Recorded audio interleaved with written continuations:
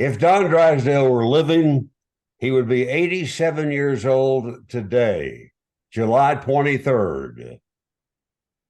But Don passed away a little over 30 years ago, just before his 56th birthday. Don's eldest son, Don Jr., had the same birth date as his father. So happy birthday, DJ, on number 36. Sandy Koufax will be 88 years old a few days after Christmas. Drysdale still holds the Major League record for consecutive shutouts with 6 in 1968. In the process, he also broke Walter Johnson's Major League record for consecutive scoreless innings. The Dodgers had a magnificent Hall of Fame pitching duo in the 1960s. Don Drysdale teamed with Sandy Koufax during the 1960s to form one of the most dominating pitching duos in history. The ferocious hurler used brushback pitches and a sidearm fastball to intimidate batters and finished his National League career with 154 hit batsmen. Drysdale won 25 games and the Cy Young Award in 1962 and set a record with 58 2/3 consecutive scoreless innings in 1968. In 1965, the all-around athlete was the Dodgers' only 300 hitter and finished the season with 7 home runs. Drysdale was elected to the Baseball Hall of Fame in 1984. Drysdale was bidding for his 5th straight shutout when he faced the Giants. Ahead 3-0, he walked Dave Marshall in the 9th inning. That loaded the bases with no one out. Dick Dietz was in, grazed on the elbow, but umpire Harry Wendelstedt ruled he did not try to avoid the pitch, and he called it ball 3. That made it 3 balls, 2 strikes. Peanuts Lowry and manager Herman Franks of the Giants argued. I asked Don about the play.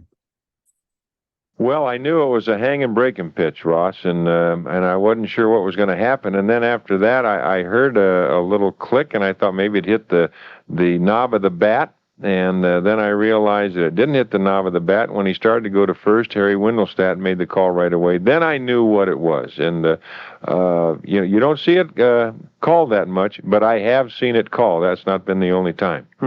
Before and after? Yes, I saw it called once before on a change. It happened, and I've seen it called after that on a real slow curveball. Matter of fact, I've seen it 3 times, and that one sandwiched in between. Did you ever talk to Dietz about it? Yeah, oh yeah, we kid each other about it. I've seen him up at San Francisco, and he says, you're crazy. He said, I didn't try and get it. I said, well, I don't know. I said, I'm just telling you what Marichal said, and Juan told me, he said, if he throws anything but a fastball, I'll try and end it here. Of course, I always kid Herman Franks about it. He's always yelling at me every time he sees me, and I said, well, wait a minute, Herman. I said, you had the bases loaded, nobody out. How come you didn't think of something? Drysdale from Who else later, Jack Hyatt batted. And a high pop fly. He's 60 feet from the record. Parker's got it. That gave Don the National League record for consecutive scoreless innings. He broke Carl Hubbell's mark of 46-plus innings in 1933. Pittsburgh was next, and when Willie Stargell grounded out to Paul Popovich, Big D had his 6th shutout in a row, a record that is still standing today. Here's Stargell grounding out to finish the ball game for the Dodgers.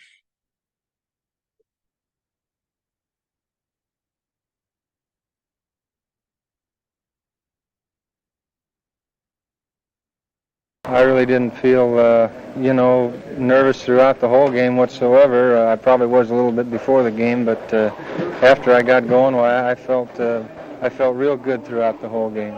You look good and strong. Do you happen to know how many pitches you threw during the game? No, I really don't, but I know I didn't throw near as many tonight as I did against the Giants last time. they were, you know, this ball club, they go up there and they start swinging right off the bat. And I just knew that, you know, I was going to have to start making good pitches from the very first pitch on. So actually, I got the ball where I wanted to most of the night, and they were able to hit it at somebody. If you had done it last night, you could have run for mayor today and made it without a bit of trouble. Well, I don't know about that. I'll leave that to the politicians. That's out of my line. Then it was Philadelphia. Back and forth. Drysdale hands it aside, peering in. Now to his windup, and the 3-2 pitch on the way. Fastball got him swinging.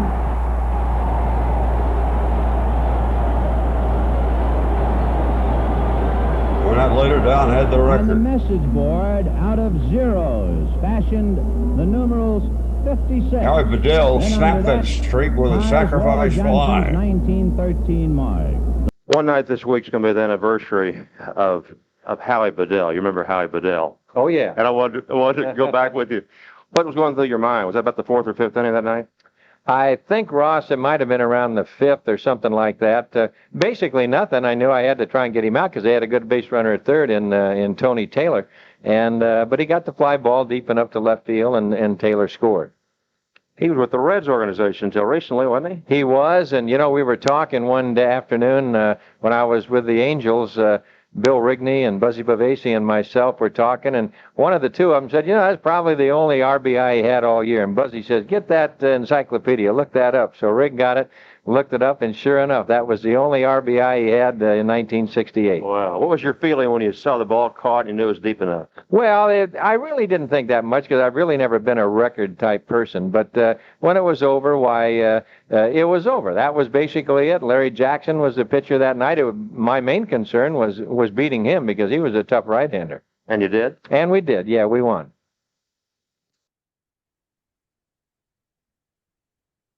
In his 6 consecutive shutouts, which is still the major league record, and 58 and 2/3 innings, which broke Walter Johnson's scoreless inning streak at the time, Don limited opponents to a 145 batting average. He only gave up 3 extra base hits, all doubles. He stranded 11 base runners at third base and 10 more at second base. Don Drysdale was a loving husband and father to Annie, Don Jr., Darren, and Drew, and a great friend of mine for 5.5 years in the Dodger broadcast booth. A lot of people still miss you, big fellow. I hope you're celebrating right now.